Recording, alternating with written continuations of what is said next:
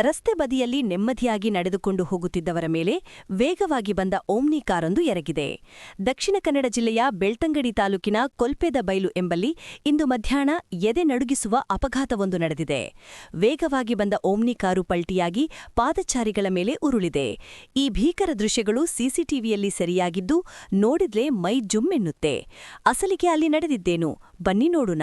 ಕೊಲ್ಪೆದ ಬೈಲು ಸಮೀಪ ವಾಹನವೊಂದರಿಂದ ಇಳಿದಿದ್ದ ಇಬ್ಬರು ಮಹಿಳೆಯರು ಮತ್ತು ಇಬ್ಬರು ಮಕ್ಕಳು ರಸ್ತೆ ಬದಿಯಲ್ಲಿ ನಡೆದುಕೊಂಡು ಹೋಗುತ್ತಿದ್ದರು. ಈ ವೇಳೆ ತಿರುವಿನಲ್ಲಿ ಅತಿ ವೇಗವಾಗಿ ಬಂದ ಓಮ್ನಿ ಕಾರು ಚಾಲಕನ ನಿಯಂತ್ರಣ ತಪ್ಪಿದೆ.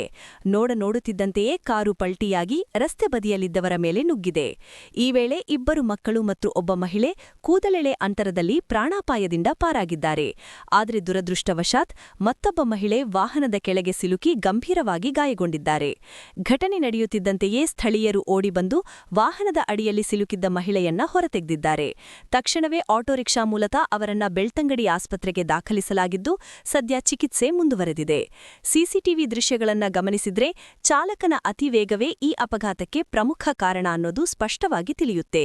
ಮಿತಿ ಮೀರಿದ ವೇಗ ಯಾವತ್ತೂ ಅಪಾಯಕಾರಿ. ಚಾಲಕರು ತಿರುವುಗಳಲ್ಲಿ ಜಾಗರೂಕತೆಯಿಂದ ಇರಬೇಕು ಅನ್ನೋದಕ್ಕೆ ಈ ಘಟನೆಯೇ ಸಾಕ್ಷಿ.